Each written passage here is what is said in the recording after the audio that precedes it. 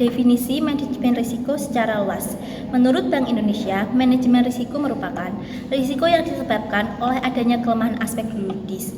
Kelemahan aspek yuridis di sini yang dimaksudkan adalah adanya tuntutan hukum, ketidaktiadaan peraturan perundang-undangan yang mendukung, dan kelemahan perikatan seperti tidak dipenuhinya syarat syah kontrak dan peningkatan agunan yang tidak sempurna.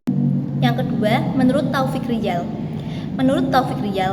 manajemen risiko merupakan potensi kerugian akibat terjadinya suatu tertentu. Risiko hukum juga dapat diartikan sebagai risiko yang timbul akibat tuntutan hukum atau kelemahan aspek yuridis. Di sini dapat disimpulkan bahwa definisi manajemen risiko secara umum adalah suatu peristiwa yang terjadi di seluruh aspek transaksi yang terdapat di perusahaan, serta kontrak atau perjanjian yang dilakukan dengan investor maupun pihak ketiga ataupun pihak lain yang di dalamnya terdapat tuntutan hukum yang disebabkan beberapa faktor dan aspek yuridis. Jadi di sini dapat disimpulkan juga bahwa definisi risiko hukum secara luas dapat digunakan dari perusahaan untuk mengatasi segala masalah yang berhubungan dengan kontrak, perikatan, atau hal-hal yang berhubungan dengan aspek yuridis. Manajemen risiko hukum diperlukan untuk memastikan bahwa proses manajemen risiko dapat minimalkan kemungkinan dampak negatif dari kelemahan aspek yuridis, ketidaktiadaan atau perubahan perundang-undangan, dan proses litigasi. Terdapat juga beberapa sumber risiko hukum yang mana akan mempengaruhi manajemen risiko hukum itu sendiri. Yang pertama, ada faktor litigasi.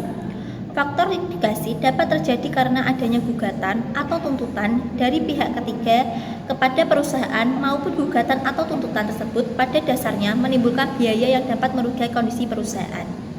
Adanya beberapa indikator litigasi. Yang pertama adalah besarnya nominal tuntutan atau gugatan diajukan atau estimasi kerugian yang memungkinkan dialami oleh perusahaan akibat dari gugatan dibandingkan dengan modal perusahaan. Indikator yang kedua adalah besarnya kerugian yang dialami oleh perusahaan karena suatu putusan dari pengadilan yang telah memiliki kekuatan hukum tetap dibandingkan dengan modal perusahaan. Indikator yang ketiga adalah dasar dari gugatan yang terjadi dan pihak yang tergugat atau menggugat perusahaan selama suatu gugatan yang diajukan serta tindakan dan manajemen atas suatu gugatan yang diajukan. Yang keempat adalah kemungkinan timbulnya gugatan yang adanya standar perjanjian yang sama dan estimasi total kerugian yang mungkin timbul dibandingkan dengan modal perusahaan. Itu tadi merupakan indikator dari sumber risiko litigasi. Yang berikutnya adalah faktor kelemahan perikatan. Kelemahan perikatan yang dilakukan oleh perusahaan merupakan sumber terjadinya permasalahan atau sengketa di kemudian hari yang dapat menimbulkan potensi risiko hukum bagi suatu perusahaan. Indikator dari kelemahan perikatan sendiri diantaranya adalah tidak terpenuhinya syarat sah perjanjian, terdapat kelemahan klausul perusahaan atau tidak terpenuhinya persyaratan yang telah disepakati. Yang kedua, perusahaan para pihak terkait dengan perjanjian. Yang ketiga, terutama mengenai resiko-resiko yang dalam suatu transaksi yang kompleks dan menggunakan istilah-istilah yang sulit dipahami atau tidak lazim bagi masyarakat umum. Yang berikutnya, tidak dapat dilaksanakan suatu perjanjian bagi keseluruhan maupun sebagian dari perusahaan itu sendiri. Indikator yang keempat yaitu ketidakcukupan dokumen pendukung terkait perjanjian yang dilakukan oleh perusahaan dengan pihak ketiga. Dan indikator dari kelemahan perikat yang terakhir adalah pembaharuan dan tinjauan dari penggunaan standar perjanjian oleh perusahaan dan atau pihak independen dan penggunaan pilihan hukum atas perjanjian yang diadakan oleh perusahaan juga menggunakan forum penyelesaian sengketa. Sekian materi dari saya, berikutnya disampaikan oleh Mbak Narista. Baik, yang selanjutnya yaitu faktor ketiadaan atau perubahan perundang-undangan.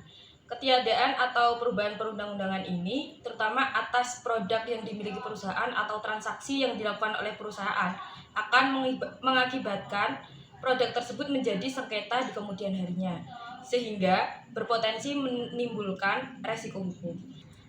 Tiga sumber resiko hukum tersebut belakangan ini kian terasa menjadi faktor penting yang harus dikelola oleh manajemen resiko hukum. Jika tidak dikelola, dikhawatirkan akan mengganggu tumbuh kembang atau pertumbuhan suatu perusahaan. Indikatornya yaitu jumlah dan nilai nominal dari total produk perusahaan belum diatur oleh peraturan perundang-undangan secara jelas dan produk tersebut cenderung memiliki tingkat kompleksitas yang tinggi dibandingkan dengan modal yang dimiliki perusahaan, serta penggunaan standar perjanjian yang belum diginikan atau belum diupdate atau belum diperbarui walaupun telah ada perubahan best practice atau peraturan perundang-undangan. Yang selanjutnya yaitu penerapan manajemen resiko hukum. Dalam penerapan manajemen resiko hukum, sebuah perusahaan perlu menerapkan yang pertama pengawasan aktif Dewan Komisaris dan Direksi. Pengawasan aktif Dewan Komisaris dan Direksi perlu didukung oleh adanya kewenangan dan tanggung jawab Dewan Komisaris dan Direksi, sumber daya manusia, serta organisasi manajemen resiko hukum. Jadi, dalam pengawasan Dewan Komisaris dan Direksi ini, seluruh elemen perusahaan harus ikut bertanggung jawab atas resiko hukum yang terjadi atau yang akan terjadi. Yang kedua yaitu mengenai kebijakan, prosedur, dan penetapan limit. Dalam melaksanakan kebijakan, prosedur, dan penetapan limit ini, setiap perusahaan perlu menambahkan dalam tiap aspek kebijakannya, yaitu yang pertama mengenai strategi manajemen risiko, yang kedua tingkat risiko yang akan diambil atau risk appetite dan toleransi risiko atau risk tolerance, dan yang ketiga kebijakan prosedur dan penetapan limit. Setiap perusahaan harus memiliki dan melaksanakan prosedur analisis aspek hukum terhadap produk dan aktivitas barunya. Perusahaan perlu melakukan evaluasi dan pembaruan kebijakan dan prosedur pengendalian risiko hukum secara berkala sesuai dengan perkembangan eksternal dan internal perusahaan sepanjang menyangkut perubahan dan ketentuan regulasi yang berlaku. Yang ketiga yaitu mengenai kecukupan proses identifikasi, pengukuran, pemantauan, dan pengendalian risiko. Dalam proses manajemen risiko hukum, terdapat beberapa tahapan yang harus dilalui oleh perusahaan, yaitu 1. Identifikasi. Dalam tahapan identifikasi risiko, perusahaan melakukan identifikasi risiko hukum yang mungkin timbul bagi perusahaan, baik karena faktor litigasi, faktor kelemahan perikatan, maupun faktor ketiadaan atau perubahan perundang-undangan. Pengukuran risiko hukum. Perusahaan dapat memilih metode pengukuran risiko hukum yang terintegrasi dengan kerangka manajemen risikonya. Sebuah perusahaan dapat memilih pendekatan kualitatif maupun kuantitatif dalam pengukuran manajemen risikonya. Yang ketiga, yaitu pemantauan risiko hukum. Perusahaan harus memiliki sistem dan prosedur pemantauan eksposur risiko, toleransi risiko yang telah ditetapkan secara berkala oleh direktur utama untuk mendapatkan tindakan yang diperlukan.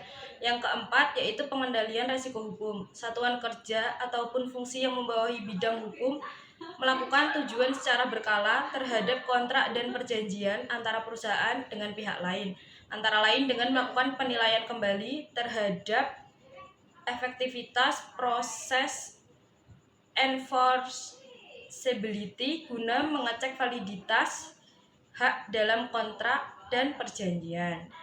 Yang terakhir atau yang kelima yaitu sistem informasi manajemen risiko. Setiap perusahaan sedapat mungkin mencatat dan menata usahakan setiap kejadian termasuk proses litigasi yang terkait dengan risiko hukum beserta jumlah potensi kerugian yang diakibatkan kejadian yang dimaksud dalam suatu administrasi data. Penerapan manajemen risiko hukum yang terakhir yaitu mengenai sistem pengendalian internal.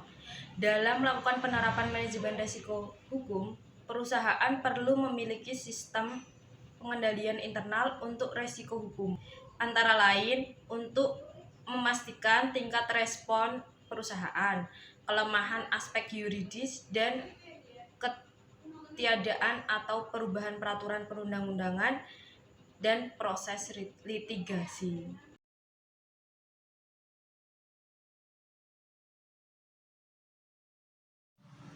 Baik, di sini saya akan mempresentasikan mengenai hasil review jurnal dari kelompok kami, yaitu Manajemen Risiko Hukum.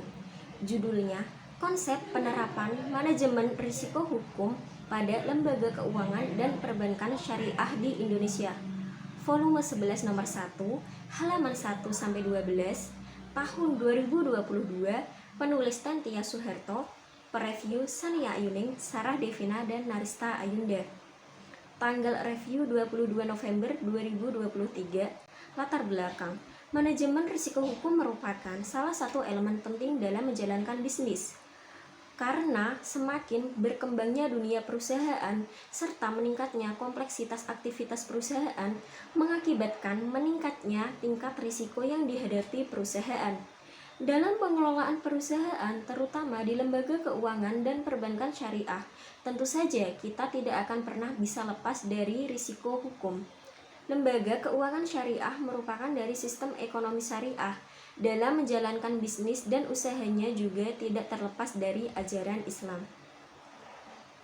Tujuan review untuk memastikan bahwa proses manajemen risiko hukum dapat meminimalkan kemungkinan dampak negatif dan kelemahan aspek yuridis, ketiadaan perubahan peraturan perundang-undangan, dan proses litigasi.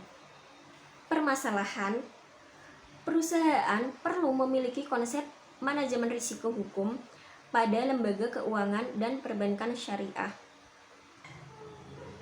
Perlunya penerapan manajemen risiko, khususnya risiko hukum, dalam bank syariah yang harus dilaksanakan pada perusahaan. Metodologi penelitian.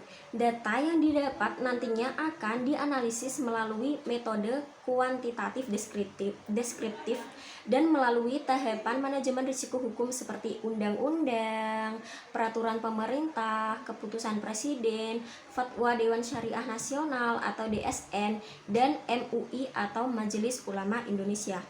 Hasil review yang pertama ada, manajemen risiko hukum merupakan suatu peristiwa yang terjadi di seluruh aspek transaksi yang terdapat di bank, serta kontrak atau perjanjian yang dilakukan dengan nasabah maupun pihak ketiga, yang di dalamnya terdapat tuntutan hukum yang disebabkan beberapa faktor dan aspek yuridis. Dari beberapa faktor di atas, hal tersebut terjadi karena disebabkan adanya pelanggaran terhadap kontrak, hukum, peraturan, ketidakcakupan di manajemen risiko hukum suatu peristiwa yang terjadi di seluruh aspek transaksi yang terdapat di bank, serta kontrak atau perjanjian yang dilakukan dengan nasabah maupun pihak ketiga ataupun pihak lain yang di dalamnya terdapat tuntutan hukum yang disebabkan beberapa faktor dan aspek yuridis. Yang kedua, dalam penerapan manajemen risiko hukum, semua dewan yang terlibat dapat bertanggung jawab dan menjalankan tugasnya sebagai pengawas, agar setiap kewenangan yang diberikan dapat terrealisasikan dengan baik dan sesuai dengan prinsip syariah serta peraturan dan ketentuan perundang-undangan syariah. Sumber daya insani bank syariah harus menerapkan sanksi secara konsisten kepada pejabat dan pegawai yang terbukti melakukan penyimpangan dan pelanggaran terhadap ketentuan eksternal dan internal serta kode etik internal bank syariah. Dapat kita simpulkan bahwa setiap pegawai yang terbukti melakukan penyimpangan serta pelanggaran terhadap ketentuan eksternal dan internal yang sudah dibuat bank syariah akan dikenakannya punishment atau sanksi hukum bagi pegawai yang melanggar tersebut. Kelebihan dari jurnal ini, pembaca dapat mengetahui bagaimana pengaruh penerapan manajemen risiko hukum pada lembaga keuangan dan perbankan syariah di Indonesia. Untuk kekurangannya sendiri, yang pertama ada, jurnal ini juga tidak memberikan rekomendasi untuk penelitian selanjutnya. Yang kedua, ada keterbatasan penelitian tidak dijelaskan dalam jurnal. Baik, terima kasih.